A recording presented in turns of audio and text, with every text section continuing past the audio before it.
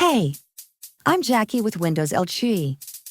We've helped over 600 businesses and homeowners across DFW upgrade their property with new windows and doors. Our goal is simple. It's to increase the home's look, energy efficiency, and security. Today, we have a client whose main concern was to upgrade their home's original windows. So we'll be replacing their current windows with clay vinyl insulated frames. Let's get started with the process.